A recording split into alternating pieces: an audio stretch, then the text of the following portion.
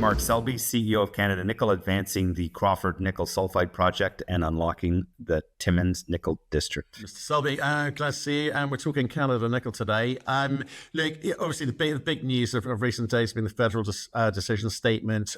What does that actually, stripping away the politics, stripping away the kind of ceremonial component of it, what does it actually do for Canada Nickel? Yeah, this is the main yes-no permit for the project.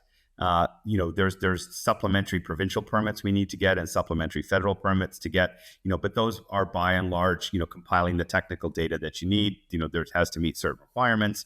But as long as you meet those requirements, you will be able to get your permit. That main yes, no one is, if there was any significant issues, either environmentally, community wise, whatever, the government wouldn't have issued this permit. So, this is a major milestone.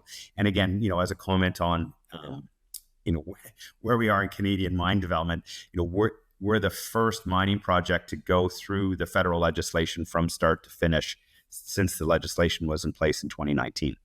So that's how few new projects have gotten into the pipeline and gotten out. You're talking about this precision statement under the Impact Assessment Act, is that what you're saying? Yeah, right. Yeah, which came into effect in 2019. Yeah, the prior legislation was in 2012. Right, and does that sort of simply make Crawford unusual from that perspective in a positive way, or does it kind of give you some sort of tangible advantage in kind of getting the remaining approvals completed as well? It's helpful on several fronts. So one is with strategics, right? It's just one more clear statement that your project is advancing down the pipeline versus the other ones that you're trying to stand out from. Number two, from investors, right?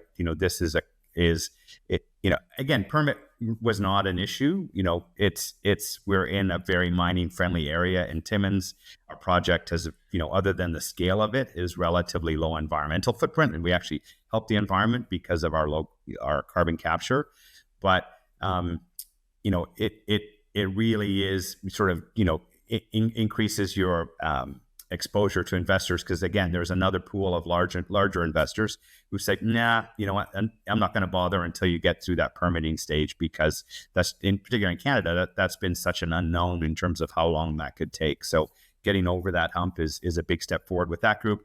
And then as well with the rest of the regulators, both at the provincial and the federal level, and again, the government funding groups that we're talking to, again, it's like, okay, yeah, this project is definitely, leaving the station. So, we need to make sure we get done what we need to get done. Okay, if I look back, sort of, look, you've described Crawford, from the fifth hole, through feasibility, federal approval, and you've done it all under 7 years, right? It's happened really quickly, and then and also I think recently we talked about the Get One Project, One Process initiative that you've been referred to under the Major Projects Office.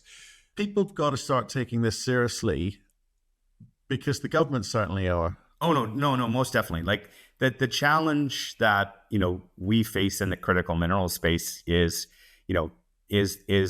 investors generally focus on copper, gold, and silver, and whatever the flavor of the month is.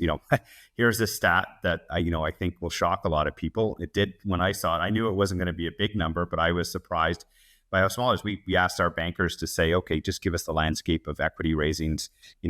This is back in December. Over the last couple of years. Only 1% of the capital raised, and again, these are raises over $10 million is the data set they used. Only 1% of the money raised on the TSX over a 2-year period was something other than copper, gold, silver, lithium. Wow. You're not going to build, a bunch of mines, in over a 4-year period, you're talking basically just about $300 or $400 million in total. And we raised between 2022, 2025 period, we actually raised 38% of that money in the market. Wow. Is that right? So, yeah.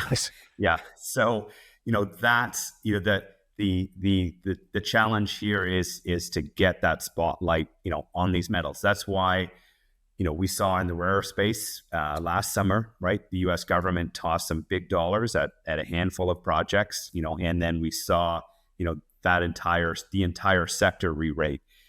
governments are still getting going. But that money, it's not a question of if, it's just a question of when, and governments always take longer than you would like to take them. But you are going to start to see, more checks across more metals. We just had the big announcement with the U.S. government earlier this week, where Trump posted, Friedland. And so talking about scandium and a bunch of other metals that we've never talked about before. So I think once you see more investment across more metals, investors will wake up to the fact that, governments are serious about that. And again, we're seeing, we've had more meetings with generalists in the last 9 months than we had in the combined 6-year prior total there. So the story is getting out there. We're not quite there yet, but again, I think once you see a few government investments, then you're going to start to see a lot of capital come into the sector. And again, hopefully that's later this year. Okay, well, look, you've talked about a construction decision in 2027 at some point, and obviously this federal approval must increase your confidence level somewhat. But you're going to need to kind of deliver a bunch of other stuff between now and then. You've just raised some money, which as well. Maybe in fact, let me talk about that, and then we'll talk about what you're going to spend it on. Yeah, so we just announced $20 million financing last night. It was basically with a single family office that did the money. So again, it's good to be able to get a financing done with just fundamental investors. We had a bunch of other fundamental investors in the book, and this guy really wanted to take down the whole amount, which is great. They have been supportive in the past as well. And so, this capital basically sets us up to some of the financing initiatives that we think, will come to bear fruit, in October, November this year. Right. And then with that funding, that allows us to get into the full detail engineering and ramp up, to work towards that construction decision mid next year, and then breaking ground by the end of next year. Okay, so we're talking about this money enables you to kind of get stuck into the detailed engineering. And so, can you actually break that down? What does that actually mean in terms of the work that you're going to be doing between now and FID? Yeah, so the key piece is, this basically gets us to where the money to do get that detail engineering going. And what the detail engineering, we had done some of it already, that we did the work so that we know clearly what our long lead items are and what those timeframes are. So there's really two main pieces of that. One is to start placing long lead items so that you get your orders in the queue so that they're ready to go by the time the project needs them, in a couple of years. And then again, detail engineering, you're talking about hundreds of thousands of engineering hours that have to go into a project. And so you can't go from 0 to 100. You have a very steady ramp up over that time period. So you need to do that so that early enough so that when you start construction, you've got enough of that engineering nailed down, so you can hit the ground very effectively there. And particularly because in the Abitibi, you have these seasonal tranches that you have to start in Q4. Otherwise, you have to wait until the following Q4 to be able to build the project. Okay, so I want us to understand the gravitas of what we're listening to and what you're seeing you build towards. Obviously, the decision statement and even the one project, one process. These aren't like dished out casually. There's a kind of time. There's a work that you've got to present. There's a conversations that you've got to have, and then once they understand what the potential is, they expect you to do this and with no kind of backlash to them if anything goes wrong. So how many of these are given out? And so, certainly starting with the decision statement, obviously very rare, but even the one project, one process is rare as well, isn't it? Yeah. So on the MPO, we're one of 5 mining projects that have been for the major projects, and we're the earliest stage of those. Everything else, was already, I think, had been fully permitted and had some sort of feasibility done, prior to that. So, again, we're in a pretty select group federally. And then at the provincial level, we're one of just 3 projects. You've got the lithium project in Thunder Bay. You've got us. We were the second project in there. And then you've the Great Bear Gold project, up in Northwest Ontario that Kinross has. And that's it. So, again, with the funding, I know it's been frustrating. It's frustrating for me, how long things have been taking. But, I think the fact that, there are literally very large pools of capital available at the government level. There's very large pools of capital available at the provincial level. The fact that we're one of 5 at the federal and one of 3 at the provincial should give investors some comfort that when that capital starts getting deployed,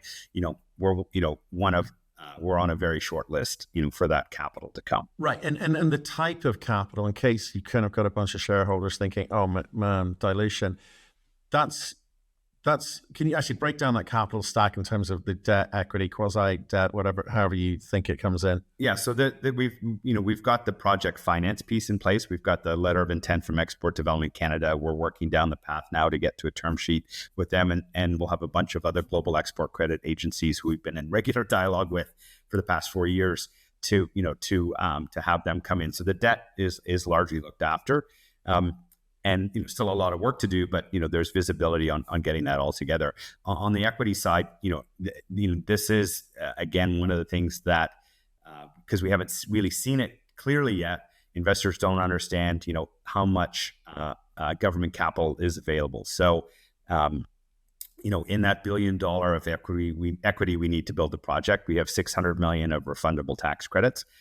We did a mandate about 2 months ago with SB1 Markets, who's a leading Scandinavian bank. One thing that's different about the Scandinavian market than what's in North America, they have a very active debt financing market in natural resources. And so, we've signed a mandate with them to basically provide a bridge facility, which allows us to use those investment tax credits that come after we've built stuff, to use them upfront to build the project. We've got $100 million from Samsung.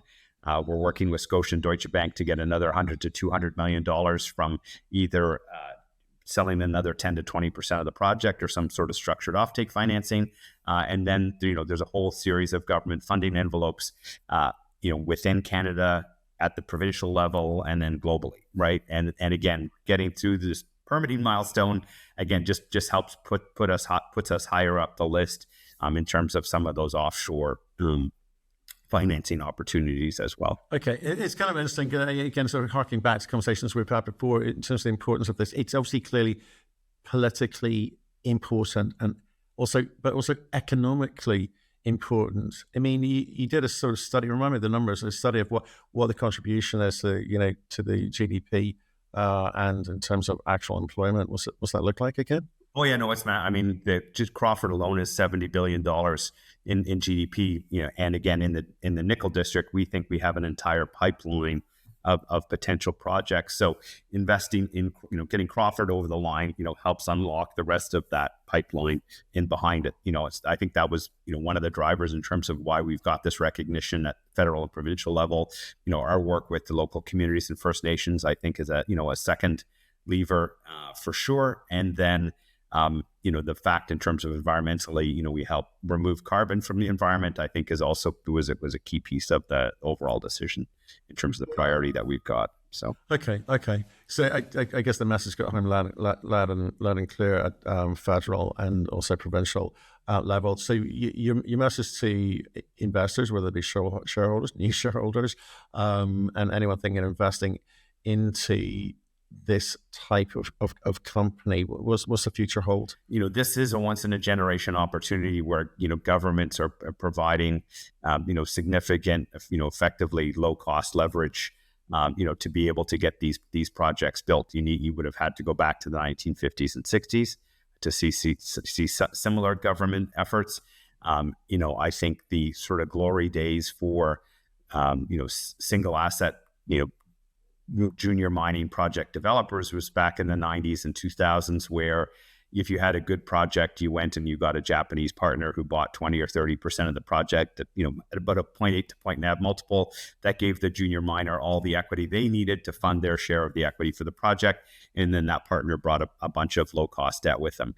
The model today that's emerging is going to be in place for the next 10 years. Again, we just haven't seen it that much yet, but it is coming, is having governments playing that role of, what used to be done by the Japanese or Korean trading house in terms of providing a slug of equity and then providing the debt financing to get the project over the line. Okay. And look, I'll just tip the hat briefly to, obviously, Crawford's leading the way, walking so others can run.